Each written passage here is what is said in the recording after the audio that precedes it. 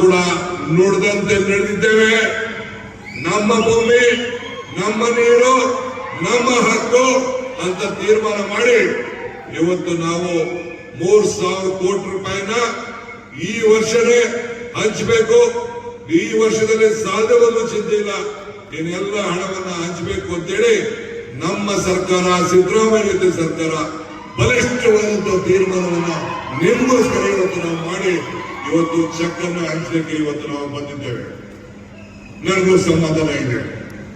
ಕಾವೇರಿ ವಿಚಾರದಲ್ಲಿ ನಮ್ಮ ಹೋರಾಟ ಜಯ ಸಿಕ್ಕಿದೆ.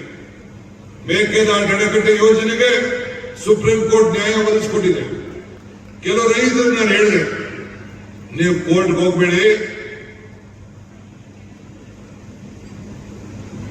ನಿಮಗೆ ತಪ್ಪದಾರಿ ಹಿಡಿತಾರೆ ಅಂತೇಳಿ ನಾನು ರಿಕ್ವೆಸ್ಟ್ ಮಾಡಿದೆ. ಕೇಳಿಲ್ಲ.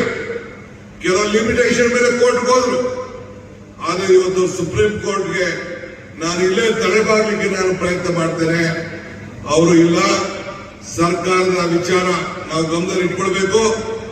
ಏನೋ ಈ ಒಂದು ಟೈಮ್ ಲಿಮಿಟೇಷನ್ ಇದೆ, ಇಂಥ ಯೋಜನೆಗಳನ್ನ ಮಾಡ್ಲಿಕ್ಕೆ ಸಾಧ್ಯ ಇಲ್ಲ ಅಂತೇಳಿ ಸುಪ್ರೀಂ ಕೋರ್ಟ್ ಇಂದ ವಾಪಸ್ ಇವತ್ತು ರಾಜ್ಯ ಸರ್ಕಾರಕ್ಕೆ ಕಳಿಸ್ಕೊಟ್ಟಿದೆ. 29,000 ಜನ ಇವತ್ತು ವಿವಿಧ ಕೋರ್ಟ್ಗಳಲ್ಲಿ ಇವತ್ತು ಕೇಸನ್ನು ಹಾಕೊಂಡಿದ್ದಾರೆ. ನಾನು ಇಲ್ಲೇ ನಮ್ಮ ರೈತರಿಗೆ ಮನವಿ ಮಾಡ್ತೇನೆ, ನಮ್ಮ ತೀರ್ಪು, ನಾವು ತೆಗೆದುಕೊಂಡಂತ ತೀರ್ಮಾನ ಈಗಾಗಲೇ H.K. ಪಾಟೀಲ್ ಅವರು ಹೇಳಿದಂಗೆ ಇಡೀ ರಾಷ್ಟ್ರದಲ್ಲೇ ಯಾವ ಸರ್ಕಾರ ಕೂಡ ತೆಗೆದುಕೊಳ್ಳಿಲ್ಲ. ಇದು ನಿಮ್ಮ ಸರ್ಕಾರ, ನಿಮ್ಮ ಕಾಂಗ್ರೆಸ್ ಸರ್ಕಾರ ಇವತ್ತು ತೆಗೆದುಕೊಂಡಿದೆ ಅನ್ನೋ ಮಾತನ್ನ ಈ ಸಂದರ್ಭದಲ್ಲಿ ಹೇಳಲಿಕ್ಕೆ ಬಯಸ್ತಾ ಇದ್ದೇನೆ.